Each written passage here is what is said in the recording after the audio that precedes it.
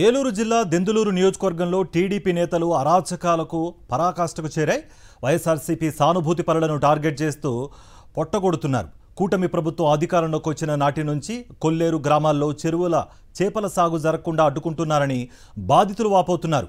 Court తీర్పులను సైతం బేఖాతరు చేస్తూ TDP నేతలు చెప్పిందే అధికారులు పాటిస్తున్నారని వారు స్పష్టం చేస్తున్నారు. ఇదే అంశంపై మరింత సమాచారం మా ప్రతినిధి రాజు అందిస్తారు. కూటమి ప్రభుత్వ పాలనలో కూడా దెందులూరు నియోజకవర్గంలో రెడ్ బుక్ రాజ్యాంగ పాలన అమలవుతుంది. చూస్తే కనుక ఎవరైతే వైఎస్ఆర్సీపీ సానుభూతి పరులు ఉంటారో వాళ్ళని టార్గెట్ చేస్తూ కూడా వారి ఆర్థిక మూలాల మీద దెబ్బ కొడుతున్నారు. ఇప్పుడు చూస్తే కనుక మనం ప్రస్తుతానికి ఉన్నటువంటి పెదపాడుకు సంబంధించిన మండలం ఏదైతుందో దానికి సంబంధించి గుడిపాడు గ్రామంలో ఉన్నాం. ఇక్కడంటి గ్రామంలో కూడా అయితే చిన్నకు సంబంధించినటువంటి ఎవరైతే రైతులు ఎవరైతే ఉంటారో వారికి సంబంధించినటువంటి వైఎస్ఆర్సీపీ గతంలో చేసినంత టార్గెట్గా చేస్తూ కూడా వారి చెరువులు కూడా సంవత్సర కాలంగా కూడా పట్టనీయకుండా చేస్తున్నారు. ఇక్కడ ఉన్నారు, వీరితో మాట్లాడించే ప్రయత్నం. అమ్మ చెప్పండి, అసలు ఉందమ్మా పరిస్థితి? తెలుగుదేశం వచ్చిన కాడి నుంచి మమ్మల్ని చాలా ఇబ్బందులు పెట్టేస్తున్నారు. 50 లక్షలు వచ్చేసరి సగం సగం చేపలు చచ్చిపోయి అవన్నీ వండి చేసుకుందామని వాళ్ళు పట్టుబడి పెట్టుకుంటే అవి కూడా పట్టనికోకుండా గళ్ళు పెట్టేసి లారీలు రానిచ్చి గళ్ళు పెట్టేశారండి.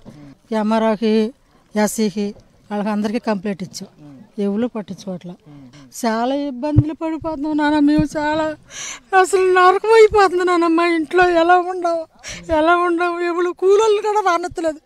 రాత్రి అయితే లారీలు ఆపేని ఫోన్ చేశారు, కూలోళ్ళు ఫోన్ చేశారు, అసలు ఎవరిని రానెత్తలేదు నాన్న. చాలా ఇబ్బందులు పెట్టేస్తున్నారు.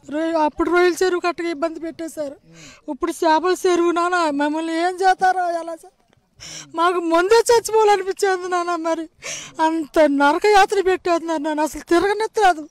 మమ్మల్ని ఏం చేస్తారా నాయన, అందరూ మీదయ్యా నాయన. ఈ ప్రభుత్వం వచ్చిన కానిచ్చా నాన్న మమ్మల్ని నాయన అసలు కూడే కొమ్ము కడుతున్నారు. మా బిడ్డలు ఏమైపోతారో మేము ఏమైపోతామని ఆలోచించేస్తున్నా.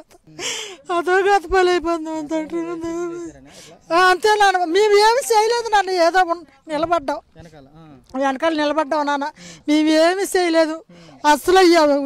మురళి అని దసరాజు, నరసింహ, మంగరాజు, సుబ్బరాజు వీళ్ళేనండి మమ్మల్ని తెలుగుదేశం నాయకులు. మీరు దండాలు పెట్టుకుంటున్నా ఆయన, నా తండ్రి మమ్మల్ని బతికించండి ఆయన.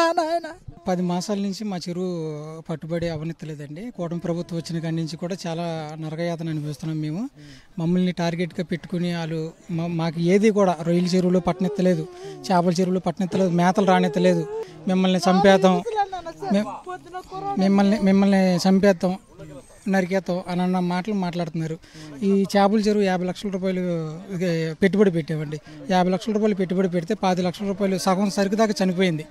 ఈ సరికన్నా ఒమ్మిడి చేసుకుందామని చెప్పి మేము సీఎంఓ ఆఫీస్కి పెట్టాం. చేపలు వృధాగా చనిపోతున్నాయి, ఇప్పుడు అక్కడ వృధాగా చనిపోతున్నాయండి. ఇప్పుడు ఆ బళ్ళు కూడా వెళ్ళనితారో మాకైతే అర్థం కావట్లేదు. గల్లి పెట్టేశారు అక్కడ, జేసీబీతో గల్లి పెట్టేసి జేసీబీని పంపించేశారు. పంపితే అక్కడ అసలు నానా బీభత్సంగా ఉంది. బళ్ళు రావు, ఇంకొక బండి వచ్చింది అక్కడే ఆగిపోయింది, అవతలే ఆగిపోయిందండి. ఆ బండిని రానివ్వట్లేదు.